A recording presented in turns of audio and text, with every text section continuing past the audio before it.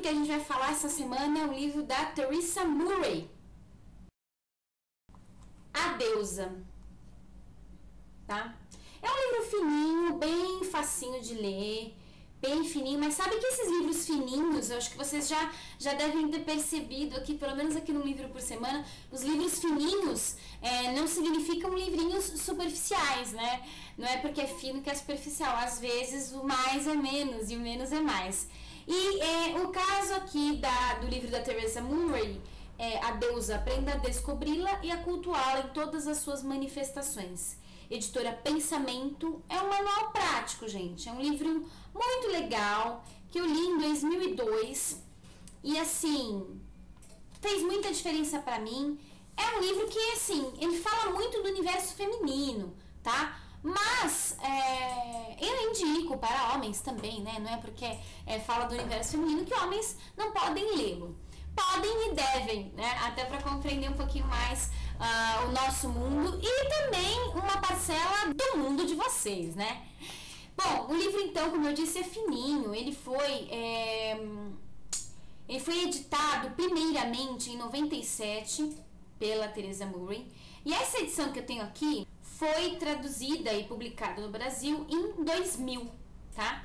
Então, assim, é um livro muito bacana e, assim, só para vocês terem uma ideia de quão profundo que é esse livro aqui, eu vou dar uma lida aqui no sumário, dá para vocês entenderem a estrutura do livro e verem, assim, perceberem quanto esse livro, apesar de fininho, ele tem apenas, vamos ver, ele tem apenas 127 páginas, mas ele é, assim, super legal e profundo. Então, ela divide os capítulos, são ao todo 8 capítulos que ela divide os temas, né? Que ela vai dividindo os temas. Então, no capítulo 1, ela coloca assim: por que deusa? Implicações da perda da deusa, divisões e separações, o culto à deusa nos dias atuais, o culto à deusa como parte de uma cultura, muitas formas da divindade, o patriarcado em perspectiva, história. Capítulo 2, a antiga grande mãe, imagens femininas, cavernas, símbolos, os mitos mais antigos, o filho amante, a roda do ano, o sacrifício humano, lugares sagrados da terra e da pedra, mitos e lendas. Capítulo 3, a deusa tríplice, a donzela, a mãe, a anciã, a morte e o renascimento, um quarto aspecto, as estações, a lua, a deusa Brida, ou Brigitte, né? Ou Brigid, né? Também como pode ser a pronúncia. Capítulo 4, a deusa lua, dádivas e associações, os efeitos lunares, as festas lunares, o homem e a lua, deusas e mitos da lua. Capítulo 5, a menstruação, os mistérios da lua vermelha, atitudes predominantes, tradição e crenças populares, os períodos menstruais e a lua, o modelo da nossa cultura, o poder e a poesia do período menstrual, a união dos opostos, mitos e lendas. Capítulo 6, a descida da deusa Deméter e Perséfone, Inanna e Erechkigal. Capítulo 7, a deusa de muitas faces, mestra de magia e cura, transcendência, protetora divina, Kuan Yin, a deusa do amor, Afrodite, mulher búfalo branco, deusas da destruição, Kali, as valquírias, a deusa guerreira, fertilidade, a senhora das feras. Capítulo 8, a deusa vive, a deusa no Antigo Testamento, o Novo Testamento e além, rumo ao futuro. Vocês podem até achar assim um pouco curioso, né, que ela coloque o Novo Testamento, a deusa no Novo Testamento e não sei o que lá, mas a Theresa Murray, ela vem de uma criação católica. Vocês podem verificar isso no site dela, que eu vou passar aqui no finalzinho, nos créditos vai estar o site para vocês olharem. Então ela fala que ela foi de uma criação católica muito forte, mas ela sempre teve uma ligação muito forte com a figura feminina, com a deusa e tal.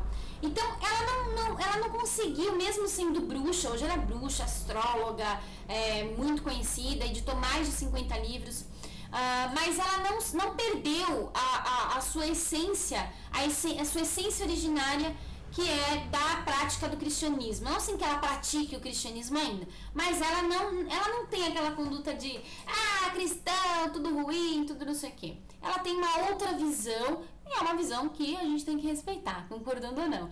Mas ela tem essa visão da deusa, na figura da Virgem Maria. Ela até conta lá no site dela que o primeiro contato que ela teve com a figura da deusa foi através da Virgem Maria. E eu acredito que muitas pessoas que praticam o catolicismo, não o cristianismo no sentido amplo, mas o catolicismo, né, porque tem vertentes do cristianismo que sequer aventam a possibilidade de se cultuar a Virgem Maria. A Virgem Maria seria apenas a mãe de Jesus Cristo, a mulher que teria sido veículo para Jesus nascer. Enfim, mas ela, como praticante do catolicismo, assim como muitas pessoas, enxergou, né, e sentiu essa conexão com a deusa através da Virgem Maria.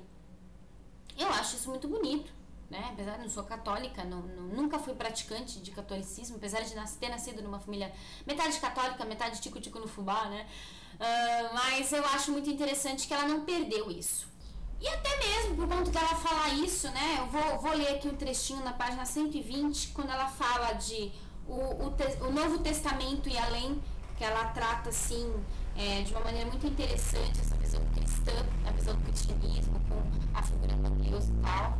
E para mudar um pouquinho, né? Vamos falar um pouquinho disso. Então, o Novo Testamento e além. Já mencionamos como Maria, mãe de Cristo, é uma forma da deusa em tudo, exceto no nome. Cashford e Baring, ver bibliografia recomendada, nos dizem: Maria é a deusa mãe não reconhecida na tradição cristã. A morte sacrificial de Jesus ecoa temas muito mais antigos de deuses sacrificiais, filhos da deusa mãe. Isso é verdade, né, gente? Grandes mães estão associadas com o oceano primordial e o nome de Maria vem da palavra latina para mar, mare. Efígies da Virgem Negra persistem na associação da deusa com a escuridão, com a terra e com a noite. Muitos milagres de cura estão ligados com essa imagem. A Virgem Negra também está associada com Maria Madalena, a prostituta. E é essa Maria a primeira pessoa a ver Cristo ressuscitado, confundindo-o com o jardineiro. O jardineiro era o nome dado ao filho amante na Suméria. Há sugestões de que Maria Madalena e Cristo eram amantes. Nesse caso, seria supremamente apropriado que devesse ser ela a primeira a vê-lo ressuscitado. Às vezes, há confusão entre as Marias na Bíblia. Poderiam elas ser aspectos da mesma pessoa ou deusa? O cristianismo gnóstico mesclava os elementos místicos das religiões grega, egípcia e hebraica no século I d.C. Isso se prolongou até o movimento cátaro e alimentou os estudos da alquimia e dos assuntos correlatos na Idade Média. Sua característica de definição era a crença na gnose, no conhecimento, que significa experiência direta e interior de Deus. Nos evangelhos gnósticos, o feminino é exaltado como Sofia, a primeira progenitora, mãe do universo. Na igreja gnóstica, as mulheres podiam ensinar, profetizar e manter os seus postos. E no evangelho de Maria, ela, possivelmente Maria Madalena, é mostrada discutindo com Pedro. Os gnósticos enfatizavam a busca do despertar interior por meio da visão interior e revelação pessoal, em vez de crença. Foram suprimidos pelo Império de Constantino no século IV d.C. O mesmo Constantino que é chamado de primeiro imperador cristão e que, não obstante, assassinou seu filho e ferveu viva a sua mulher. A história dos cristãos primitivos parece divergir com frequência da verdadeira mensagem de amor e renascimento que foi a dádiva de Cristo.